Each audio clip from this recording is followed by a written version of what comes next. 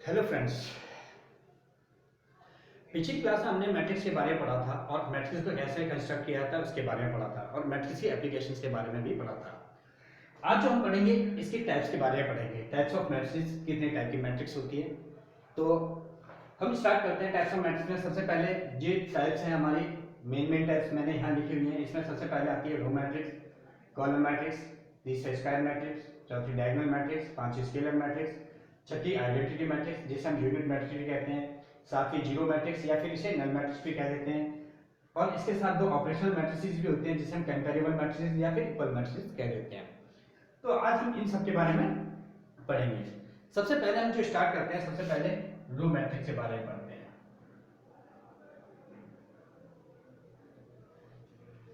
A matrix having only one row, this is called row matrix. यानी कोई भी matrix जिसके अंदर खाली एक ही रो होगी उसे हम क्या कहेंगे?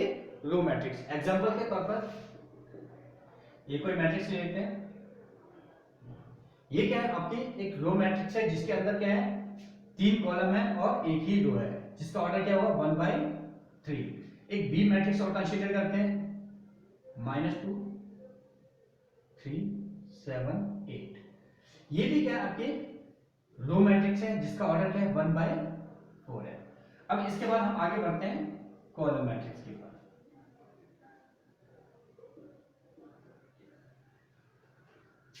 Column matrix, a matrix having only one column, यानी एक कोई भी मैट्रिक्स जिसके अंदर खाली एक ही कॉलम होगा उसे हम क्या कहेंगे? कॉलम मैट्रिक्स कहेंगे। एग्जांपल के तौर पे ए मैट्रिक्स 2 3 5 ले लिया। इसका ऑर्डर क्या होगा? 3/1, यानी कॉलम मेरा एक है और रो कितनी है मेरी? 3 है। रो 1, रो 2, रो 3। तो इसका मतलब क्या है? मेरी इसके अंदर रो कितनी भी हो सकती है, कॉलम कितना रहेगा? 1 रहेगा।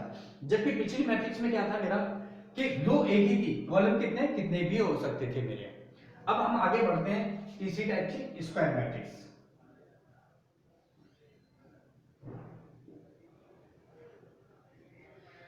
यानी कोई भी मैट्रिक्स जिसके अंदर नंबर ऑफ रोज और नंबर ऑफ कॉलम्स इक्वल होते हैं तो उसे हम क्या कहेंगे? Square matrix. It means A matrix which has equal number of rose and columns, it is called square matrix. Example के तौर पे जैसे ए को लेते हैं हमारा 2/2 ऑर्डर की, 2 0 3 5। इसका ऑर्डर क्या है? 2/2, जिसके अंदर रो कितनी है? एक रो दो रो, कॉलम कितने हैं? एक कॉलम दूसरा कॉलम। तो ये क्या है? आपका एक स्क्वायर मैट्रिक्स है। एक अनदर एग्जांपल लेते हैं बी का, 1 0 0 3 0 5 7 8 9। This is a square matrix of order 3/3। ठीक है। अब हम आगे बढ़ते हैं डायगोनल मैट्रिक्स। आप नोट डाउन कर सकते हैं।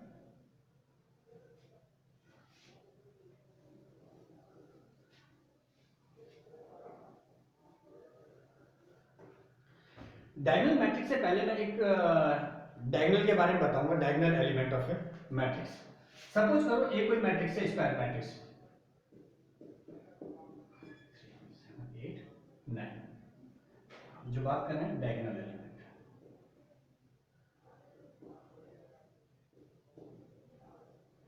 इसके अंदर दो डायगोनल होते हैं। किसी भी स्क्वायर के अंदर हमेशा दो डायगोनल होते हैं, एक डायगोनल ये होता है और एक ये डायगोनल होता है। बट जब मैट्रिक्स के अंदर जब कंसीडर करेंगे तो मेन डायगोनल आपको यही कंसीडर करेंगे। तो इसके जो मेन डायगोनल है आपका यही होगा, इसे मेन डायगोनल भी कह देते हैं, प्रिंसिपल डायगोनल भी कह देते हैं। तो इसके जो डायगोनल एलिमेंट के जो एलिमेंट है 2 2 9 है, इसे हम क्या कहेंगे? Diagonal element.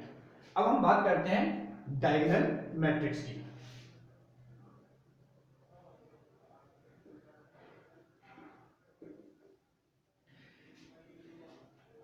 डायगोनल मैट्रिक्स क्या होती है? कोई भी स्क्वायर मैट्रिक्स जिसके अंदर आपके डायगोनल एलिमेंट को छोड़कर जो नॉन डायगोनल एलिमेंट है वे सभी अगर जीरो होते हैं तो उसी मैट्रिक्स को हम क्या कहेंगे? एक डायगोनल मैट्रिक्स कह देते हैं। एग्जांपल के तौर पे जैसे ए कोई मैट्रिक्स है जिसके ए कोई भी स्क्वायर मैट्रिक्स है जिसके एलिमेंट्स क्या होंगे? 2 0 0 0 3 0 0 0 8।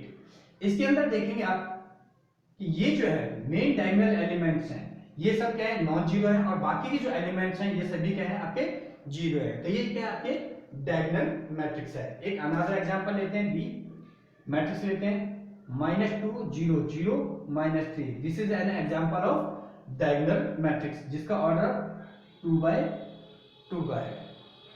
ठीक है, अब हम इसके बाद आगे बढ़ते हैं फिर स्केलर मैट्रिक्स की तरफ।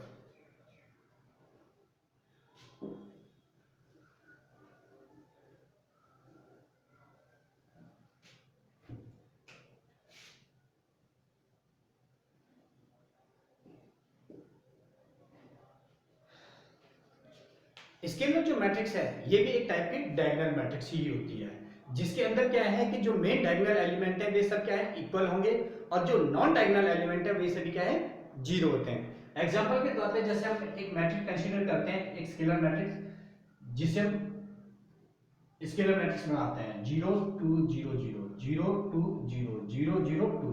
ये क्या है, एक एग्जांपल है स्केलर मैट्रिक्स का। आपने देखा होगा कि इसके अंदर क्या है कि जो मेन डायगोनल एलिमेंट है ये सभी क्या है इक्वल है, और जो नॉन डायगोनल एलिमेंट है ये सभी क्या है जीरो है। एक बी मैट्रिक्स को कंसीडर करते हैं -2 0 0 -2। This is an example of scalar matrix. आपने इसमें देखा कि जो नॉन डायगोनल एलिमेंट है वे क्या है दोनों जीरो है, और जो डायगोनल एलिमेंट है वे क्या है आपके दोनों -2 के बराबर है। अब हम इसके बाद आगे बढ़ते हैं आइडेंटिटी मैट्रिक्स। आइडेंटिटी मैट्रिक्स को हम यूनिट मैट्रिक्स भी कहते हैं।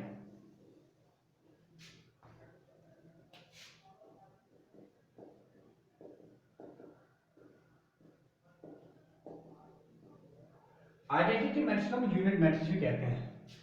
कोई भी स्केलर मैट्रिक्स या फिर डायगोनल मैट्रिक्स जिसके नॉन डायगोनल एलिमेंट जीरो हो और जो डायगोनल एलिमेंट है वो सभी क्या है इक्वल 1 के बराबर आए या यूनिटी के बराबर हो, उसी को हम क्या कहेंगे आपके यूनिट मैट्रिक्स कहते हैं। एग्जांपल के तौर पे एक कोई मैट्रिक्स ले रहा हूं 1 0 0 1। This is an example of identity matrix.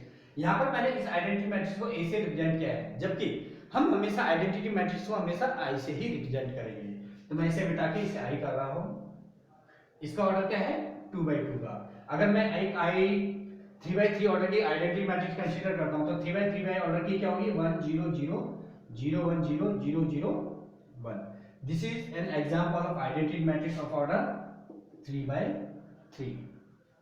ठीक है, अब हम इसके बाद आगे बढ़ते हैं हमारे पास जीरो मैट्रिक्स और नल मैट्रिक्स। जीरो मैट्रिक्स या फिर null matrix.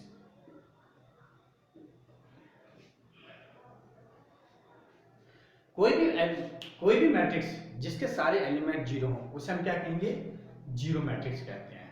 Basically zero matrix को हम जीरो से रिप्रेजेंट कर देते हैं और उसकी वैल्यू भी जीरो ही होती है। एग्जैक्टली कोई भी मैट्रिक्स ले लो आप, जैसे जिसके एलिमेंट सभी जीरो हैं, इसे हम क्या कहेंगे जीरो मैट्रिक्स ही कहेंगे। बी कोई मैट्रिक्स है 0 0, ये भी क्या आपकी है जीरो मैट्रिक्स ही है, जिसका इसका ऑर्डर क्या है 2/2 का है और इसका ऑर्डर क्या है 2/1 का है। ठीक है, अब इसके बाद हम आगे बढ़ते हैं कंपेरेबल मैट्रिक्स के बारे में।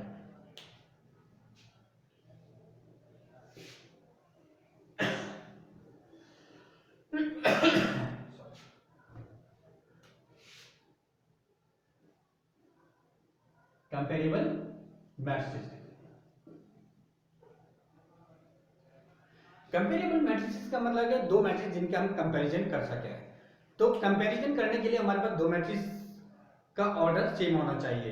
तो यानी कंपेरेबल मैट्रिक्स क्या है कि दो मैट्रिक्स जिनका ऑर्डर सेम हो उन्हें हम क्या कहते हैं कंपेरेबल मैट्रिक्स कहते हैं। एग्जांपल के तौर पे जैसे मेरे पास क्या है, ए कोई मैट्रिक्स लिखते हैं 2 3 5 1 1 2 एंड बी कोई मैट्रिक्स है 0 1 2 3 5 7। इनका ऑर्डर क्या है आपका, दो रो है तीन कॉलम है, दो रो है तीन कॉलम है। तो ए और बी क्या है दोनों कंपेरेबल मैट्रिसेस होंगी। एक अनदर लेते हैं सी मैट्रिक्स 2 0 0 2 और डी मैट्रिक्स लेता हूं 2 3 5 1 1 2। सी और डी ये दोनों का क्या है ऑर्डर सेम नहीं है, तो ये दोनों क्या है मैट्रिक्स कंपेरेबल नहीं होंगे।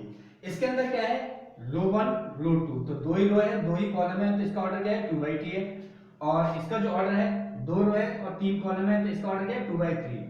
तो कंपैरिजन करने के लिए भी हमारे पास क्या है, ऑर्डर सेम होना चाहिए, तभी हम उन दोनों मैट्रिक्स को क्या कहेंगे, कंपेरेबल मैट्रिक्स कहेंगे। अब इसके बाद हम आगे बढ़ते हैं लास्ट इक्वल मैट्रिक्स इसके बाद।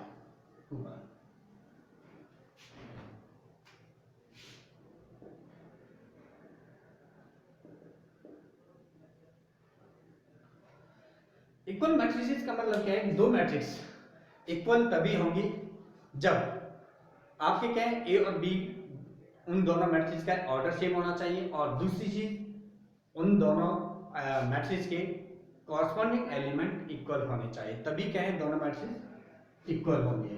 यानी two matrix are equal if and only if their order is same and their corresponding elements are equal. तो इक्वल मैट्रिक्स के लिए दो मेन कंडीशन हो गई। नंबर एक, order must be same, order same होना चाहिए। दूसरी कंडीशन क्या आती है इसके लिए कि corresponding element should be same, corresponding elements should be equal. तो वे मैट्रिक्स तभी इक्वल होंगे। एग्जांपल के तौर पे जैसे ए कोई मैट्रिक्स है हमारे पास 0 2 1 0, और बी कोई मैट्रिक्स है 0 2 1 0, ये दोनों ही मैट्रिक्स क्या है, इक्वल है, क्योंकि इनके कॉरस्पॉन्डिंग एलिमेंट क्या है, आपके इक्वल है। अगर मैं कहता हूं कन्वर्स कहता हूं if A is equal to B है, अगर मैं कहता हूं ए बी के इक्वल है, तो इसका मतलब क्या है कि इसके जो ऑर्डर भी सेम हो जाएगा और उनके कॉरस्पॉन्डिंग एलिमेंट भी इक्वल हो जाएंगे। एग्जांपल के तौर पे अगर मैं कहता हूं एक मैट्रिक्स ए ले लेता हूं, जैसे हमारे पास क्या है एक्स वाई, ए और बी, और बी कोई मैट्रिक्स कह देता हूं 3 0 7 8, find the value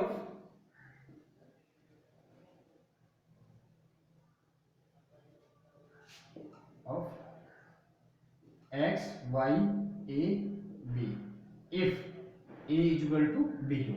तो मैंने एक एग्जांपल दिया है कि यहाँ पर a is equal to b हो, तो आपको क्या है वैल्यू फाइंड करना है x y a और b की। तो आप क्या है कि दोनों मैंने इक्वल मैट्रिक्स दिए हैं, तो इसका मतलब क्या है इनके कॉरस्पॉन्डिंग एलिमेंट्स इक्वल होंगे। तो जो पहले रो और पहले कॉलम का जो पहला एलिमेंट है सेकंड मैट्रिक्स के पहली रो और पहले एलिमेंट के इक्वल होगा, तो यानी x बराबर कितना हो जाएगा आपका 3 हो जाएगा, y बराबर क्या हो जाएगा 0 हो जाएगा, और a इक्वल टू कितना हो जाएगा 7 हो जाएगा, और b इक्वल टू कितना हो जाएगा 8 हो जाएगा। आज के लिए इतना ही बहुत है। आई थिंक इतना आप सभी को समझ आया होगा, और फिर हम नेक्स्ट वीक के ये कंटिन्यू करेंगे।